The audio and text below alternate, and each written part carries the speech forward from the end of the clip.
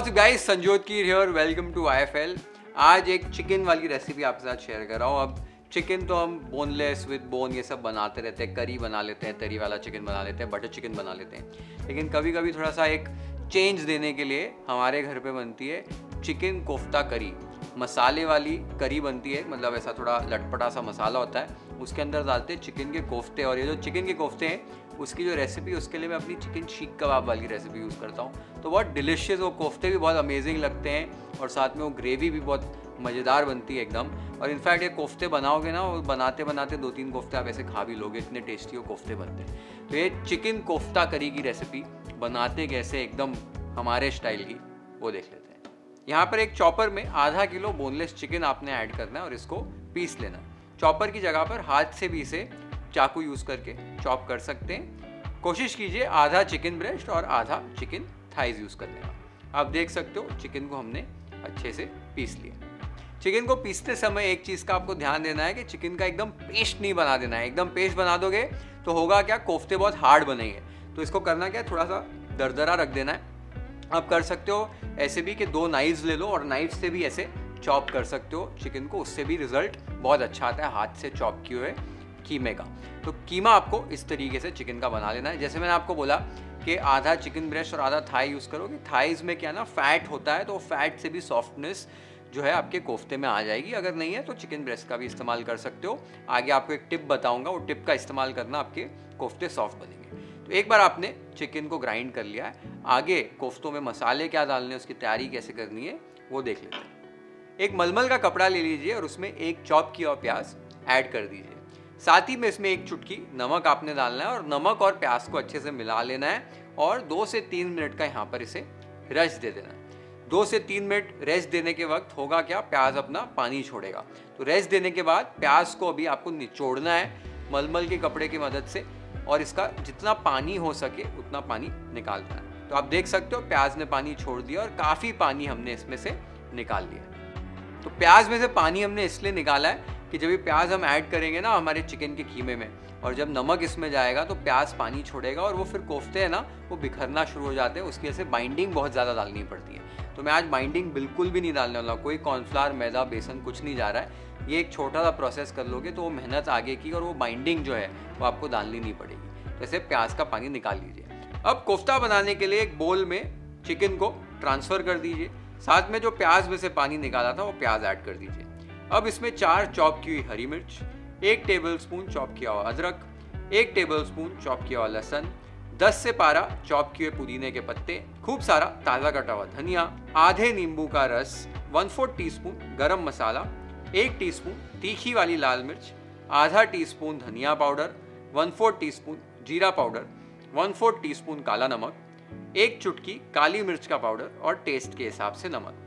ये सारी चीज़ों को आपको चिकन के साथ अच्छे से मिला लेना है। सिर्फ चिकन ब्रेस्ट का इस्तेमाल कर रहे हो तब इसके अंदर 1 अंडा या 1 अंडे का सफ़ेद हिस्सा ऐड कर दीजिए, उससे आपके कोफ्ते जो है ना सॉफ्ट बनेंगे। अगर कॉम्बिनेशन भी यूज़ कर रहे हैं तो भी अंडा डाल दीजिए, मैंने नहीं डाला लेकिन आप डाल दीजिए, इससे काफ़ी सॉफ्ट रिजल्ट्स आपके कोफ्ते में आते हैं। तो अच्छे से आपको सारी चीज़ों को मिला लेना है और जैसे आटे को गूंथते हैं उस तरीके से गूंथना है। तो गूंथने से क्या होगा ना, चिकन में अपने आप बाइंडिंग आ जाएगी। तो मैंने अच्छे से 2-3 मिनट इस चिकन के कीमे को मसालों के साथ मिक्स कर लिया। इस स्टेज पर एक बार आप चेक कर लीजिए कि कोफ्ते बन रहे हैं कि नहीं। तो थोड़ा सा पोर्शन लेकर उसका एक गोला बना दीजिए। ये आप देख सकते हो बाइंडिंग हमारी परफेक्ट है, इसमें कोई बाइंडिंग डालने की ज़रूरत नहीं है।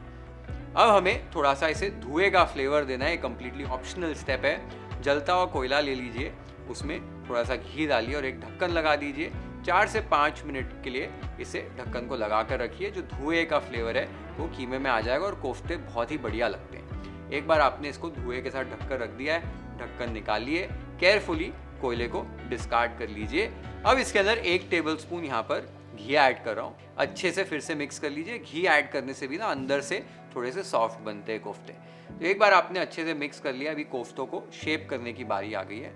तो ना ज़्यादा छोटे ना ज़्यादा बड़े, मीडियम साइज़ के कोफ्ते आपको इस तरीके से गोल गोल तैयार करने। आप देख सकते हो कोफ्ता कैसे मैंने शेप कर लिया, इसी तरीके से सारे कोफ्ते आप तैयार कर लीजिए।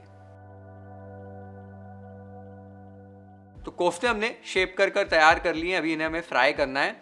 अगर कोई भी स्टेज पर आपको लगता है कि ढीला हो गया है कीमा और बाइंडिंग की ज़रूरत है, तो बाइंडिंग के लिए आप थोड़ा सा कॉर्नस्टार्च ऐड कर सकते हैं, या इसके अंदर आप ऐड कर सकते हैं भुना हुआ बेसन। भुना हुआ बेसन डाल दीजिए 2-3 चम्मच, अच्छे से मिक्स कर लिए, बाइंडिंग आ जाएगी। तो कोई टेंशन लेने की बात नहीं है, अगर बाय चांस गड़बड़ हो जाए तो बाइंडिंग का मैंने आपको ऑप्शन दे दिया। आज हमने बिल्कुल इसमें बाइंडिंग कुछ भी नहीं ऐड की। अब इसे फ्राई कैसे करना है वो देख लेते हैं। तो एक नॉन स्टिक पैन ले लिया है, उसमें मैंने तेल ऐड कर दिया है, तेल गरम कर लीजिए। अब इसके अंदर कोफ्ते आपने ऐड कर देने और मीडियम हाई फ्लेम पर कोफ्तों को पकाना है। कोफ्तों को क्योंकि हम करी के अंदर ऐड करने वाले हैं तो बाहर से ही हमें इसे रंग देना है, अंदर तक पूरी तरीके से पकाने की कोई ज़रूरत नहीं है। तो बस पलटा पलटा कर लाइट गोल्डन ब्राउन रंग आ जाए कोफ्तों का ऊपर, तब तक इन्हें पका लीजिए। तो आप देख सकते हो कोफ्तों को हमने पका लिया है। कोफ्तों को निकाल कर अब एक छन्नी में ट्रांसफ़र कर लीजिए कि एक्स्ट्रा जो तेल है वो निकल जाए, और हमारे कोफ्ते जो हैं वो रेडी हो गए। तो कोफ्ते हमारे रेडी हो गए। इन्हें अगर बराबर से आप फ्राई कर लो तो एज ए स्टार्टर भी सर्व कर सकते हो, चटनी के साथ या केचप के साथ या कोई सॉस के साथ सर्व करो, बहुत टेस्टी लगते हैं। बेसिकली शीख कबाब वाली जो मसाला है शीख कबाब वाला, और उन्हें हमें फ्राई कर लिया हमने। थोड़े ऐसे ओब्लॉन्ग शेप के भी कोफ्ते बनाकर फ्राई करके एज ए स्टार्टर सर्व कर सकते हो। अभी हमें तो इन्हें ग्रेवी में बनाना है। इसकी ग्रेवी, इसका मसाला जो है करी कैसे बनाते हैं वो देख लेते हैं। एक बर्तन में 2 टेबलस्पून तेल और 2 टेबलस्पून देसी घी डालकर अच्छे से गर्म कर लीजिए।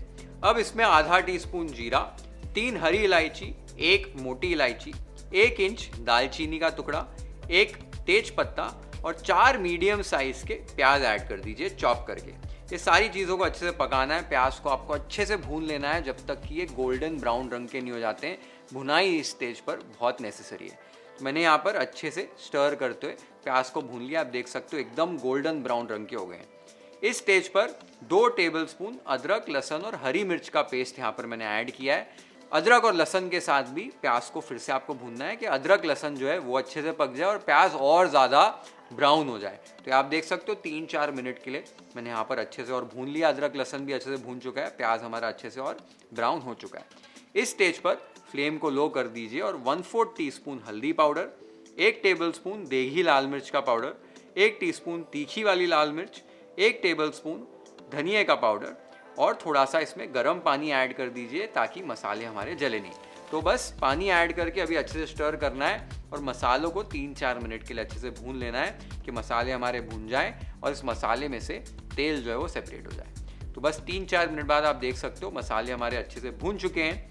इस स्टेज पर फ्लेम को लो करके आधा कप इसमें दही को फेंट के आपको ऐड करना है। अच्छे से फेंट लीजिए, नहीं तो दही फट जाता है। फेंट के दही को आपको ऐड कर देना है। अच्छे से पहले स्टर कर लेना है। एक बार दही मिल जाए तो फ्लेम को हाई पे करके आपको 2 से 3 मिनट के लिए दही को भून लेना है। 2 से 3 मिनट आपने दही को भून लिया, तब इसमें टमाटर की प्योरे ऐड करनी है। यहाँ पर मैंने 3 मीडियम साइज के टमाटरों को पीस लिया था, उन्हें ऐड कर दिया है। साथ में टेस्ट के हिसाब से नमक ऐड कर दीजिए।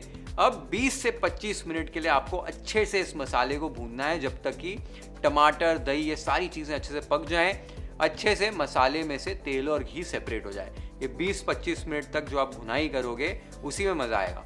तो आप ढक्कन लगा दीजिए। ढक्कन लगाकर लो फ्लेम पर या मीडियम फ्लेम पर भुनाई कीजिए। बीच बीच में ढक्कन निकाल कर आप स्टर कर सकते हैं। कोई भी स्टेज पर आपको ऐसे लगे कि आपका मसाला ड्राई हो गया है तो आप पानी ऐड कर सकते हैं। लगभग 10-15 मिनट के बाद आप देख सकते हो हमारी ग्रेवी कैसे ड्राई हो गई, अच्छे से भून गई, लेकिन उसे और 10 मिनट भूनने वाला हूँ। थोड़ा पानी डाल दिया है, ढक्कन लगा कर फर्दर कुक कर लीजिए।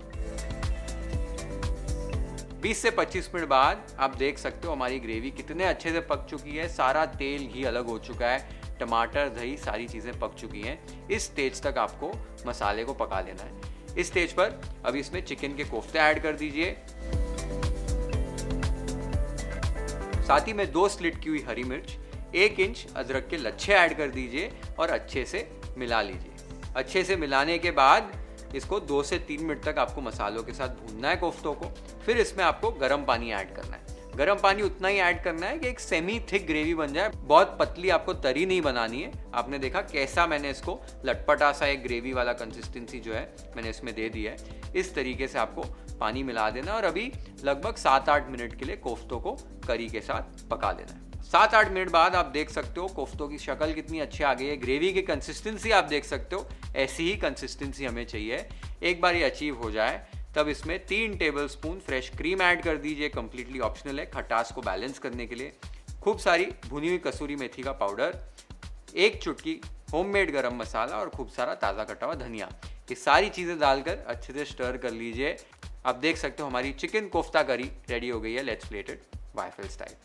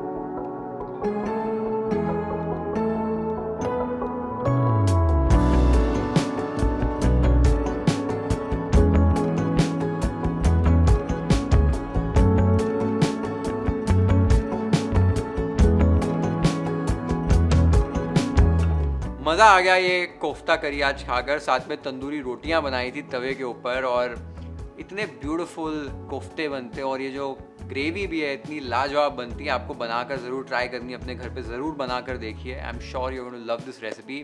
Late me know in the comments आपको ये रेसिपी कैसी लगी। Share this video with your friends and family. Hit the like button if you like this recipe. Follow and subscribe to IFL if you haven't yet. Have an amazing time with this beautiful kofta curry recipe at your home. Cheers.